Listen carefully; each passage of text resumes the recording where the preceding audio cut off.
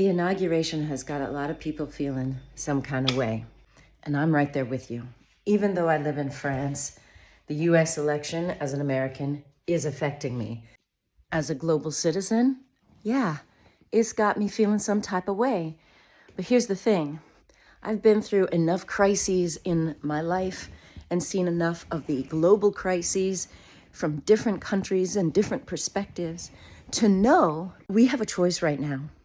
We can choose to freak the fuck out and give into despair and fear, or we can do what so many others have done in these crises, and that is to dig deep and find the light within and shine that motherfucker bright. We have got to ignite the part of our soul force, that soul fire that says, I'm not going to give in to this. Because all of the media and the manipulation and the hate, they want to coerce you to follow a path that is based on fear, divisiveness, hate, and don't do it.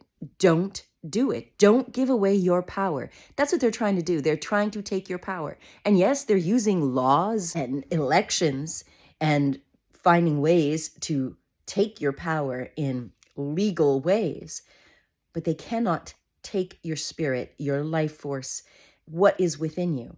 They would like to make you feel hopeless and helpless so that they can rob you of your sense of agency. But you are a sovereign being. Now, you may not be able to fight against the oppressor in the ways you would want to, and that's where it's in here. It's in here. It's an inside job. In your mind, in your heart, you've got to dig deep. We are building a community of people who have said, I am ready to rise up. I am not ready to give my power, my agency, and my life away to these oppressive systems.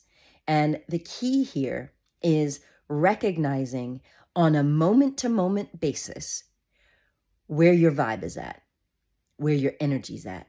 What are you thinking about your future? If you're thinking that it's going to be drudgery and hell and all of that, then that's the experience you're going to have.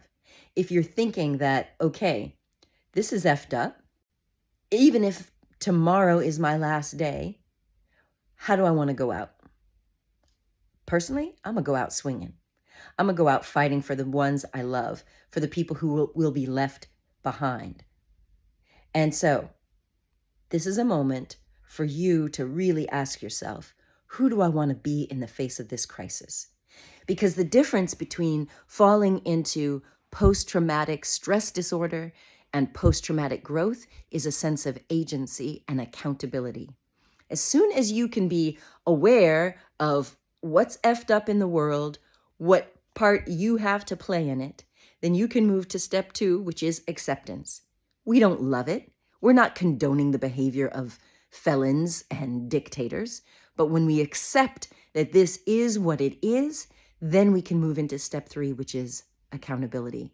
It's taking responsibility for our response. I am able to respond in the way I choose, not in the way they try to manipulate. And that's what accountability is. Accountability is this moment where you decide, who am I going to be in the face of this? And with that accountability, you can start to define who you are, not based on the world's systems. And then you can move into step 4, inspired action. What is the action you can take that will make a difference? Yes, if you were stressed the fuck out, calm your nervous system. Do what you need to do to help bring back a sense of peace and calm to body and brain. Don't completely numb out with all substances and stuff you know that is going to take you down another path. But once you can, tune into the breath, tune into the present moment, connect with like-minded people to feel that sense of solidarity. Then ask, what is the next right step for me? You may not be able to affect an entire nation, but you can affect your family. You can affect your community, your circle, your job. Whatever is within your control, ask, what is the inspired action I can take to make a difference? The powers that be want you to be scared. They want you to be freaked out. They want you to be hopeless so that you'll put your hope in them. Don't give them that. What is one thing in your world that you can be grateful for? What is one thing that inspires a sense of awe or wonder or hope? Appreciation, this fifth step of the cornerstone process, is within your control. Most of us wait for something good to happen to feel those warm, fuzzy feelings. Nah, not anymore. Now we provoke positive emotion. You can do that with gratitude journaling. You can do that through comedy, finding something funny to laugh at, just to bring up those positive vibes, even if it's just for a moment. Because the negative will, of course, outweigh the positive if we let it, right?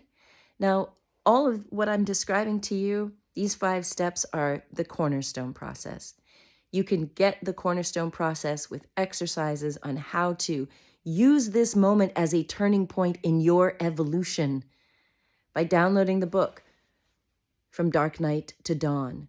This is a collective dark night of the ego, but it is also leading us to the dawn of the soul, where our soul personally and the collective soul can be leading us to a new future. Don't give in. Don't give in to the despair, to the hatred, and to the fear. Feel it, acknowledge it, and then light that fire within. I will be hosting a live discussion where you can start to break down what's been happening over the last several years to find out what is your place in this conscious evolution journey. I'm with you. I'm sending you so much love and blessings. Check out my guided meditations so that you can calm your nervous system, and let's rise up together.